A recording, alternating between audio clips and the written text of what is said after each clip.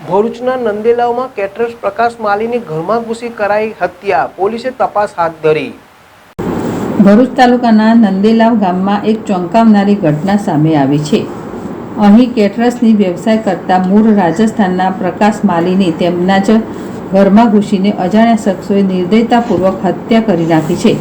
આ ઘટનાથી આશીર્વાદ સોસાયટી અને સમગ્ર વિસ્તારમાં ભય અને ચકચારનો માહોલ ફેલાઈ ગયો છે।